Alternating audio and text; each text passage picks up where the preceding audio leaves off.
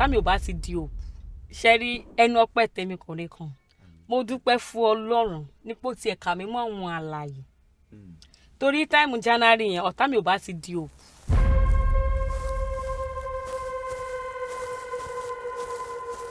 ṣẹ́rí tí bá tiẹ̀ sọ ṣẹ́rí ilé ayé yìí àwa èèyàn láburú jù ẹni tó bá sọ pé kò sáyé onítọ̀hún ti kú wọn ti pa ayé wa Ọlọ́run jẹ́ káyé mú wa o. After tí mo produce iṣẹ́ yẹn mo ṣí shop because gbà tí mo ṣe ní airport ńgbà yẹn mo máa ń rí owó normal but owó tí mo fi rí láfta gbà tí mo yaṣẹ́ yẹn mo ò rówó kankan service mi tí mo ní mo fi lọ ṣí shop so síkúrò ọdún gbà bẹ́ẹ̀ ni small ta provision but torí àwọn alágbára tí mo bá tò mo ń débẹ̀ báyìí náà ti sọ fún mi pé mo ní lo oṣù mẹ́fà. Kí ló dé? Kò yé mi o wọ́n ní ṣọ́ọ̀bù yẹn wọ́n ń lo oṣù mẹ́fà torí because ẹgbẹ́ ní Ìgúnnukó ni ṣọ́ọ̀bù mi wà lọ́dún náà lọ so èmi gan ibẹ̀ ní ìgbà ẹ̀hẹ́n so èmi náà ṣáà ń tiraka pé àbí ọmọ kérúbù náà pé that stuff I dey fire them they dey fire me pẹ̀lú omijé ni mo fi kúrò mi ì rí ibi tí sardine tí ò ti expire tó ti ń yọ̀ọ̀dín pick milky tí ò ti expire tó ti di viju milky ó ti dùpọ̀ ẹ máa rí omi lókè ẹ máa rí. Seriously indomie tí mo ṣẹ̀ṣẹ̀ rà pálípálí dẹ̀ mo máa ń tà bí ó ṣe indomie tí bá máa já indomie báyìí ó ti máa bu nínú. ìgbà ilé ìtọ́ ti ṣe láti bí i 5 years ago lọ. àyúrò o kò tí expire náà ó gbọ́ kọ́ tí mo rà expire mi mọ̀ pé mineral máa ń expire bẹ́ẹ̀ gan mo sì mọ̀ pé mineral ń expire lọ́wọ́ yìí. mineral ń expire. I'm telling you. ẹ sọ sí ni pé spirit Ìgúnnukó ju ti kérúbà. Ẹ wo bí yàn bá ń rìn dé ni o I don't know bọ́n mi ṣàmọ̀ pé ohun tó pamọ́ ojú Ọlọ́run nìkan ló mọ̀. ẹ lọ sórí òkè kẹ wọlé àdúrà kẹ fi kẹ tán àrẹ láti ọdọ àjàgbé. gbogbo owó tó yẹ ká máa fi ṣe yẹn náà wọ́n ti san pé oṣù mẹ́fà bọ̀ mo try mo lọ́dún kan. sọkọlẹ ọdún kan náà tẹ fi mọ kó mìíràn ṣe expire bisikíìtì indomie ń bu. tó bá ti ṣí báyìí ìgbà tí mo tún wá kọjá yẹn lọ fún ọ̀rẹ́ mi kan lówóró yẹn máa ń tà gan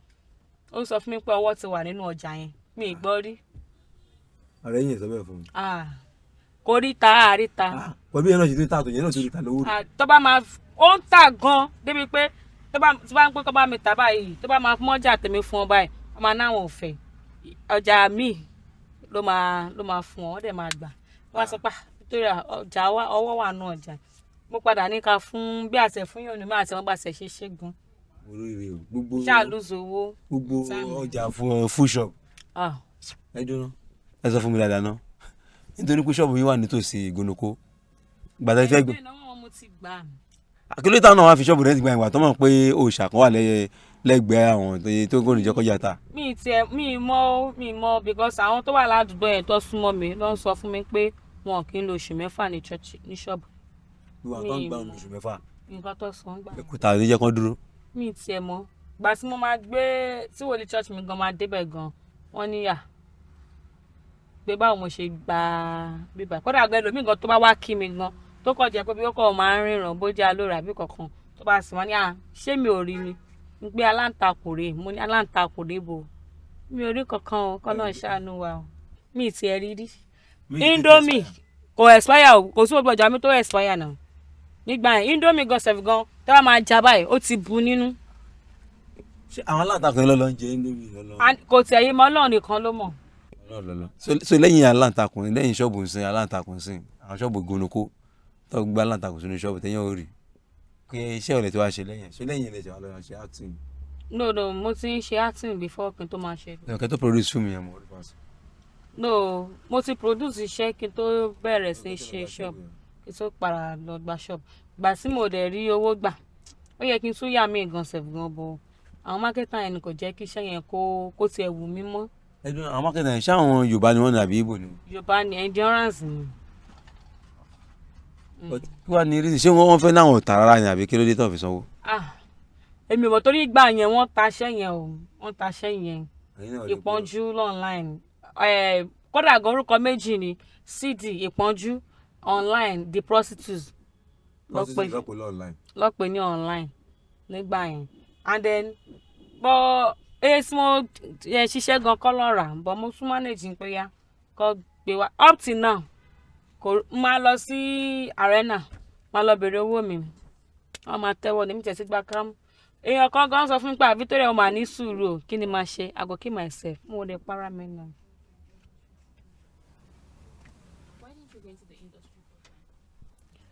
It's not that I'm still in industry now. You're saying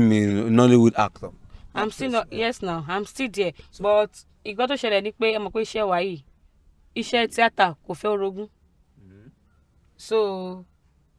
and then I'm still paying for this my kowope so mo lè fi kowope lẹ̀ because I'm paying per week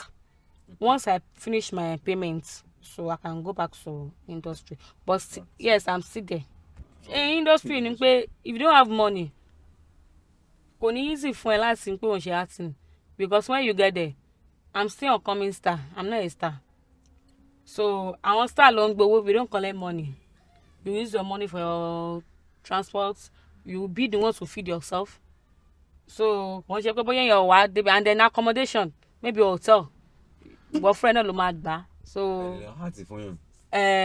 Well, even though asuma bẹ̀bẹ̀ ń pé please use me but wọ́n sọ pé ìwọ ló ní iṣẹ́ ìtọ́sí mu ẹbí tó ti aṣẹ́ bí mẹ́ta àbí mélòó kan people will be start calling you and all lè máa fún ẹ ní owó ẹ̀ so díẹ̀díẹ̀ náà but industry kò easy Ọlọ́run fi ràn wá lọ́rùn. Okay, by and large kákan wo pé ó kéré jù orú fíìmù tẹ́ni ẹ̀yà yẹn iṣẹ́ tẹ́ni ẹ̀yà yẹn tẹ́ni ọ̀fìn lóyún bí wọ́n tó èlò láti fi yarú iṣẹ́ bẹ́ẹ̀. Eléyìí sí gbogbo nǹkan ti wọ́n yìí ṣé àwọn máa lórí tó bí millions of naira. Orí ilé ìtẹ̀yìn àgbà yẹn bí èlò ló kọ́ sí gbà yẹn. Èló mo yàn náà dàpẹ́ 550. Èló wà ní marketing yẹn ló ń fẹ́ sọ. Èló tẹ̀ ló fẹ́ fún mi náà bí 300 àbí 200 kọ́ ló pé tó ti ẹ̀ sán. Kò sọ anything at all. Bí àfòye tẹ̀lé náà ló fẹ́ sọ fún yín. Kò tiẹ̀ fún mi o gbà mí gan tó bá máa fún mi ó fún mi ní àwọn owó kan bí ọjọ́ kan sí mo pé ó fún mi 20,000 ọjọ́ kan náà mo pé mo broke ok mo yá mo lọ bẹ̀ ó ṣáà fún mi 10,000 wọ́n ṣáà bọ̀ owó mi ṣáà wà lọ́wọ́ wọn ṣáà mi tiẹ̀ ti gbà ká mo bẹ́ẹ̀ kódà gan mo tún kọ ọ ní chairman wọn gbà yẹn hallelujah ní chairman wọn gbà yẹn mo tún kọ lẹ́tà lọ pé kọ́ bá mi sọ fún wọn pé I need my money ó ní marketer gbà yẹn marketer ló jẹ chairman as the president wọn nígbà yẹn àwọn ṣé lacom kan ni wọ́n pe organization wọn gbà yẹn àwọn marketer ní arena so ẹ tó wá jẹ chairman wọn gbà yẹn hallelujah so mo tún lọ síbẹ̀ mo tún kọ lẹ́tà tí bá ti wá dé àlẹ́ náà ló máa sọ pé ìyàwó ọ̀lẹ ti ń bọ̀ o ìyàwó ọ̀lẹ ti ń bọ̀ o ọ̀lẹ ni nickname ẹni tó ní endurance yẹn bá ti wá dé bẹ̀rẹ̀ bá máa mú mi ṣeré ọ̀lẹ ìyàwó ẹ̀ ti ń bọ̀ tí bá lọ náà láti Ìkòròdú máa waste owó mọ́tò lọ wọn ní fún mi lówó mọ́tò padà àgbà ká ń gbé kí n ra jókòó sílé mi ìfásitì gbogbo àti mo ṣe conductor náà èèyàn lára wọn rí mi náà lára àwọn mákẹ́tà yẹn rẹ̀ mi Murphy sorry Rafiu Estalom bí a manager Estalom ni manager tó wá ń ṣe manager yẹn so ó rí mi ó kọ̀ wọ́n pa Victoria mo níbi tẹ́ bá yẹ wá jẹ́ sí ibẹ̀ la wà yìí o akọ̀ lọ́n tèmi season mi pè wọ́n mọ́ mi pè bọ́ tí wàá pè wọ́n náà bí pé mò ń waste card mi ni so bá dẹ̀ lọ sáré náà bí mo fẹ́ lọ ra nǹkan mo kọ̀ yà lásán ni kò sí kankan tó fẹ́ bá dé. ṣé kàkà sọ pé nítorí pé kò sí proper negotiation kó dúró di pé ẹgbẹ́sẹ̀ yẹn fún wọn kọ́ market ẹ̀ ló fà á lóye sábàbí nítorí káyọ̀ pé nǹkan tí written agreement wà tẹjọ sọ tẹjọ kọ́lẹ̀ tí nǹkan dúró bíi witness àbí tẹ mú lọ́ọ̀yà yín dání tọjọ sign tó tọwọ́ bọ̀wé ṣe ìbò orúkọ bẹ́ẹ̀ máa ṣẹlẹ̀. mi ò rò bí ó lè ṣẹlẹ̀ because ó dà pé nǹkan tó ṣẹlẹ̀ náà nìyẹn tẹ́ pé bóyá ní proper agreement nísìn ó likely kí irú nǹkan bẹ́ẹ̀ má ṣẹlẹ̀. torí pé kò sí proper arrangement negotiation ló kọ sí. negotiate dáadáa bí àwọn tó fa ni I don't know and then bẹ́ẹ̀ mi ṣe rí pé ó dà pé ṣe máa ṣe nìyẹn nígbà yẹn. but wọn orí nǹkan tẹ sọ yìí ẹrù bí ó possible kí Ọdún Adékọ́lá ṣe fíìmù kọ́ nípa ọmọ market wọn ní sanwó ẹ̀ fún bóbi orí Ọdún Adékọ́lá àbí kẹ́ orí Faith Balógun àbí Bukky Wright yẹn ṣebí kankan ni wọ́n lè ṣe fíìmù kọ́ sọ pé àbí Múkàrí kọ́ nípa wọn ní sanwó ẹ̀ fún. mi ò rò bẹ́ẹ̀ o ẹ mọ̀ pé ṣe rí job coming out bí àtòrí mo jẹ́ coordinator and then nǹkan tó tún wá ṣẹlẹ̀ ni pé ṣe láwọn tẹ́ ẹ̀ sọ yìí mi rò pé wọ́n gbéṣẹ́ lọ fún mákẹ́tà mọ́ epic ló ń ṣe ń sìn ìgbà yẹn kẹ̀dẹ̀rẹ̀ ó dà pé bóyá epic báwo lọ ṣe máa tẹ̀ ń sọ náà epic àwọn tó máa ń ṣò ní sinimá ló ń ṣe ń sìn and then àwọn yẹn ti tó tán mákẹ́tà kan ò lè bullshit wọn and then bẹ́ẹ̀ mi tẹ̀ tí wá ṣe ń wò ó dà pé bí wọ́n máa ń gbowó ó ní àwọn kan wà sẹ́ pé àwọn mákẹ́tà yẹn máa ń gbowó lọ́wọ́ wọn bí wọ́n máa ń sponsor wọn àwọn mákẹ́tà yẹn gangan ló máa ń níṣẹ́ ọkàn máa ń lo orúkọ àwọn kan as in producer so àwọn mákẹ́tà kan máa ń gbowó lẹ̀ it depends ṣáà tó bá ṣe wọ́n sí pẹ́kọ̀ ọ máa ní orí ọwọ́ tọ́jú wa mi mọ́ mi ò mọ́. tí yẹn náà bá jẹ́ upcoming actor or actress tó náà bá ní proper negotiation pẹ̀lú ẹni marketer iye báyìí ni máa gbà iye báyìí ni máa ta tí ẹ̀dẹ̀ ti jọ sign wọ́n ti mú copy dání ẹ̀yìn náà ti mú copy dání kódà gan kọ́ máa sí lọ́ọ̀yà mi ẹ̀ wọ́n sọ ti sign ẹ̀ tẹ́ ẹ̀ náà ti sign ẹ̀ ti signature wa mi ti date wa mi ẹ̀ tó bá fẹ́ dín pé ọ̀rọ̀ fẹ́ yí padà ẹni kéèyàn tẹ́ndà document yẹn nínú àbí kéèyàn fi hàn lọ́ọ̀yà. bẹ́ẹ̀ ni o and then mo ṣe ṣe ń wo gan kò ń ṣe àwa upcoming actress ni o because àwọn star gan sef gan wọ́n ń ṣe fún wọn because there was a day tí lady kan is a star tó ń sọ pé marketer jẹ́ òun ní 2 million naira kíní kan so there and there so kò ń ṣe àwa nìkan bó ṣe máa ń ṣe nìyẹn nígbà yẹn ò bọ́ nísìnyí àpá àwọn èèyàn ti ń gbéṣẹ́ wọn lọ sí online fún ara wọn so nǹkan tó ṣẹlẹ̀ nìyẹn bọ̀ nígbà yẹn o mo ní ọ̀gá mi kan tó yẹ pé wọ́n ṣe jẹ́ lówó tó yẹ pé up till now gan kò rí owó ẹ̀gbà àìmọye nígbà yẹn àìmọye àwọn èèyàn tí marketer ti bá yé wọn jẹ́. but to be sincere ṣé ká sọ báyìí ṣé ká sọ pé àwọn marketer yẹn ò rówó yẹn àbí ọkọ̀ mọ́mọ́ máa fẹ́ san ṣé ọjà wọn ò ta ni àbí báwo ni. kò yé mi fún o torí ọjọ́ kan there was a day tí mo lọ síbẹ̀ ó ń sọ fún mi pé tí bá ti lọ wọ́n máa sọ fún mi pé wo iṣẹ́ ló kún bẹ́ẹ̀ yẹn kó wá kó mo á wọ̀ pé iṣẹ́ mi ló kún bẹ́ẹ̀ yẹn ok kò sí wàhálà èmi fúnra mi gan màá ta church màá ta káàkiri mo ní òkè pé kó lọ bá mi kó iṣẹ́ yẹn wá lọ́dún náà lọ that should be 2016 mo ṣiṣẹ́ yẹn bí i 2017 bí i 18 inú kọ̀ bí mi mo ní ẹ kó iṣẹ́ yẹn wá ìgbà tó máa lọ jákẹ́ẹ̀tì lásán jákẹ́ẹ̀tì márùn-ún kò sí sídìí bẹ́ẹ̀ o ló kó fún mi wọ́n á ní kí mo fẹ́ fi jákẹ́ẹ̀tì ṣe so bí. ẹgbẹ́ ta ló ṣe mass production yẹn. kíní. ṣé iná lè náwó mass production yẹn lè produce àbí báwo. kíní ni mo ṣe kíní ló bá mi direct. bí how many cups lè yín ṣe gbà yẹn. ok ṣe mass production òun ló ṣe. marketer yẹn ló ṣe mo kàn fún ọ ní kíní ni. master tape mo fún un. wà á pé iṣẹ́ yẹn nìyẹn bẹ́ẹ̀ pé kẹ́lẹ́ kókó. kò wá rí kankan kó wá. in fact gan kò ṣèmi náà ni mo fún ìgbà yẹn tí mo ń sọ gan mo wà nínú oyún Murphy Adéníyì òun ni editor mi so òun ló bá mi fún wọn so Murphy Adéníyì ló bá mi fún wọn so òun ló bá mi fún wọn master cd rányàn sí wọn because òun ló edit ṣùgbọ́n mo wà nínú first born mi so mo wá ní kó bá mi fún wọn ní 2015. tó bá produce 1000 kan tó wà pé 100 lòun produce ẹ̀ lè mọ̀. mi mọ kankan pẹ̀.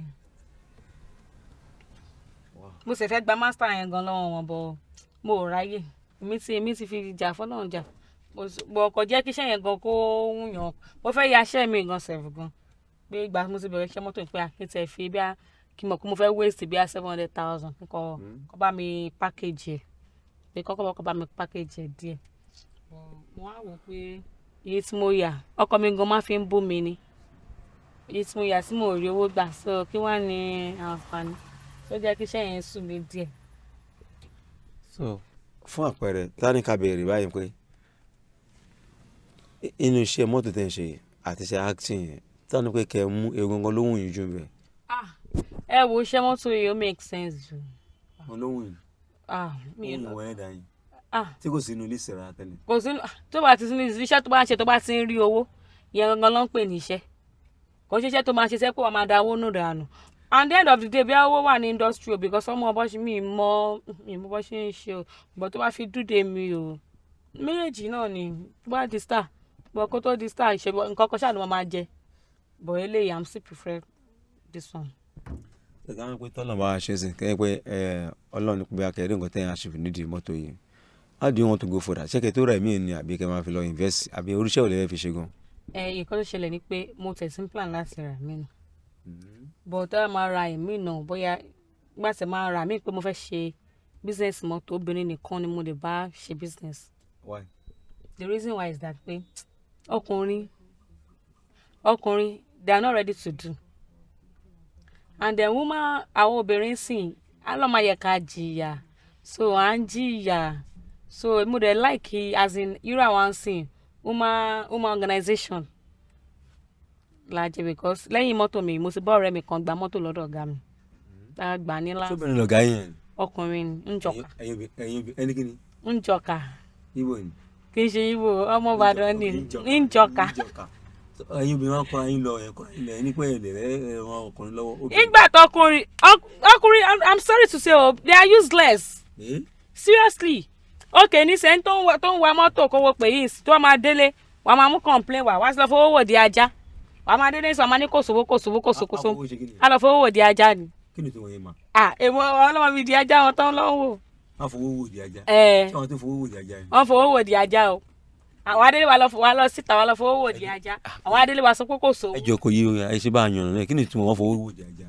àgbọ̀ ìbàdàn mọ̀ kó lára. wọ́n lọ ń kówó fún àlè níta. òun ló ń jẹ́ lọ fowó.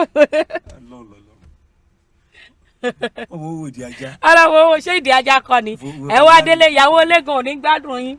àwa tájóbìnrin gan àwọn bá ṣe manage ara wa. lọ́ọ̀kan sí kọ́tẹ́ sọ́n ti pé ẹ tẹ̀lé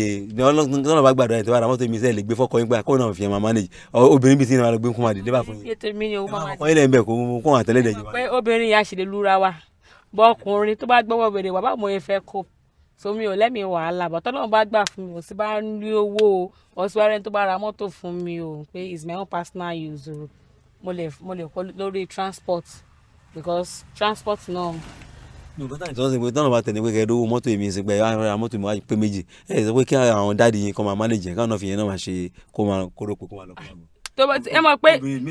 do ṣe rí dáàdi mi ti kú táwọn máa là ẹ́ sọ pọ̀ ọkọ mi thank you ṣe rí ọkọ mi tí bá sọ pé mo ra mọ́tò nsìn mo gbé fún kó máa lọ kò ní níyì because tí ò bá fún mi lówó a máa jà a máa pariwo a fẹ́ di nínà ìyẹn ò ní pé kí n rówó mi gbà ṣe understand and then ọmọ àṣà àwọn olóyìnbó pé don't do business with pressure àbí kí ló máa ń pè. pleasure so more business so my business is my business Igbo ni mo fẹ́ so if I want to do my business I do my business if I want to pé bí a fẹ́ lọ pé a fẹ́ ṣe tọkọtaya pé bí a fẹ́ gbádùn ọgbìn that one is a different things but mo ò lè wá sọ pé kí n lọ kó fowó mi ra nǹkan kó wá ní fún mi lówó so aláàtọ̀ lè bá mi ṣerú ẹ̀ tó bá ṣe bí olórí burúkú kódà gan kó jẹ́ pé mo sọ deliver irú ẹni yìí sì mi ò jẹ́ lówó rí ọ̀hún ti gbà tára mi ò yá tí mo wà nílé fún 5 weeks nìkan ni mo jẹ ó understand and then kò dẹ̀ ń ṣe 5 weeks yẹn náà because mo gbé mọ́tò yẹn lẹ̀ fún àwọn kan kó bá mi san owó yẹn mo ṣe operation nígbà yẹn so nìkan ó lè sọ pé mo jà wọ́n lówó rí mi jẹ́ wọ́n lówó rí.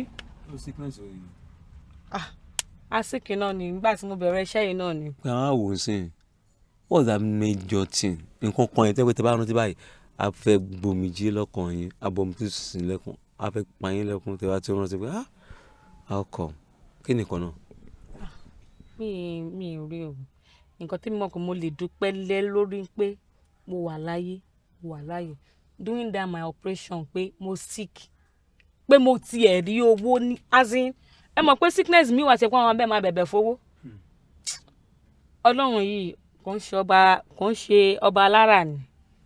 mo sick azin ọ̀rọ̀ tí mò ń sọ yìí tó bá sí owó lọ́wọ́ mi ọ̀tá mi máa ti kú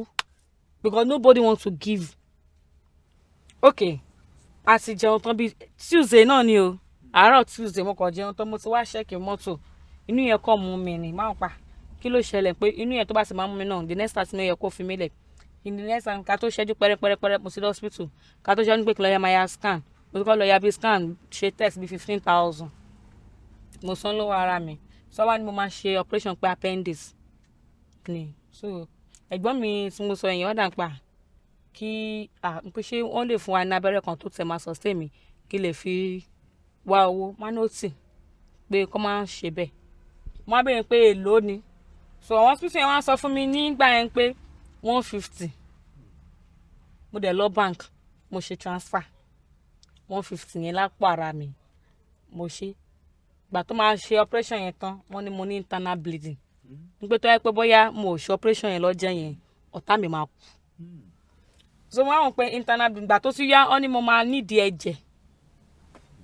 ní pé torí mo ti bleed sínú kò ń ṣe appendix wá pé yẹn kọ́ ló wá padà ṣe mí o internal bleeding níbọ̀ ìgbà tó àwọn òyìnbó yẹn gan wọ́n lè qualify àwọn nọ́ọ̀sì gan wọ́n mọ nǹkan tó ṣe mí gan so mo ṣáà ní internal bleeding yẹn so later àṣàlọ́ ni máa tún fi owó kun aṣáǹdẹ̀lẹ̀ bí ti pa kí ló dé kí ló ṣẹlẹ̀ èló lẹ pé fún mi 150 àdéhùn tíjọ wà láàrin mi àti kinní kan bí tá a ti sọnà mi ò rẹ́ni sọ fún mi pé gba 20,000 kó fi kún I paid the balance by myself mo kàn dúpẹ́ lọ́wọ́ Ọlọ́run pé àsìkò yẹn Ọlọ́run jẹ́rìí agbára ẹ̀ pé ẹ mọ̀ pé tó bá yẹ pé táìmù tí ó ṣòwò lọ́wọ́ ọ̀tá mi máa ti kú ọ̀tá mi àti ẹ̀ ti di ẹni àgbégbìn ọpẹ́ yọkan tí mo mọ̀ pé mo jẹ Ọlọ́run yẹn pé Ọlọ́run dé kódà gan àwọn èèyàn ní hospital yẹn gan sọ pé nǹkan tó ṣe mí gan àwọn ẹlòmíì ṣe tí wọ́n slump tó dẹ̀ kú dànù ẹ kò máa rí pẹ́ lòmíì pé ó fẹsẹ̀ gbá ó kọ́ kú because before that day mo rí i pé aṣọ òkú great grandma mi ní Friday but Friday yẹn mo weak but mo rí i pé ọkàn mi kàn bleed fast ọ̀gá mi mo lọ fún lówó níjọ́ Monday mo sọ fún pa ọ̀gá mi mọ̀ nǹkan tó ń ṣe mi pé ẹ̀mí mi ń ṣe bíi pé ẹ̀mí fẹ́ bọ́ lára ọ̀gùn mo ní à ó sì bẹ̀rẹ̀ yamayama ti ẹni yẹn stress ni lọ lògùn kíní kan mo ní nǹkan tó ń ṣe mi pé bíi pé ọ̀tá mi fẹ́ kú ó ní kò sí kankan lọ lògùn ìjọ Tuesday yẹn ni mo dé hospital ìjọ Tuesday yẹn so ìkan tí mo mọ̀ pé ipò yẹn ṣá kì í ṣá máa dúpẹ́ ọpẹ́ lè ti tèmi o lọ́jọ́ gbogbo pé mo ò tiẹ̀ di òkú wọn ò ṣe RIP ṣé ẹni tó bá ṣe RIP yẹn ẹ máa rí àwọn tí ẹ pé àwọn followers máa wá pọ̀ ìsìn tẹ́ ẹ post mo ò rí followers but tẹ́ bá ṣe RIP ti kan nìkan wọ́n ní àwọn apàyà wọn mi ò ní kú kọ́ bí kò ṣe yẹ kémi kó lè máa ròyìn ìṣolúwa torí mo ṣì kéré àwọn ọmọ mi wọn dẹ̀ tí mọ̀ mi Ọlọ́run jẹ́ ká kúkú òjijì. kí wàá ní ìmọ̀ràn yín fún àwọn obìnrin bíi ti ń sanwó yìí. ìmọ̀ràn tèmi fún àwọn obìnrin tí ó ń wò mí lọ́wọ́ báyìí yàn pé ẹ má jẹ́ ká ṣọ̀lẹ o ẹ má depend lórí ọkùnrin kankan because torí mo rántí nígbà tí mo ti ṣiṣẹ́ tẹ́pẹ́ ọkọ mi ní ṣọ́ọ̀bù wọ́n sọ pé gbogbo ẹgbẹ́ ń ta pure water wọ́n náà lọ máa ta pure water gbogbo ẹgbẹ́ ń gba tí mo bí second born mi ni o tí bá jẹun jù bá máa ní mi láyọ̀ ṣe wọ́n máa bú mi ní ìsèmi sùn tẹ̀ wọ́n á ṣiṣẹ́ lójú méje sí mi kì í jẹun wọn ìwọ̀n bá ní but mo ṣáà advice mi pé obìnrin má wà jobless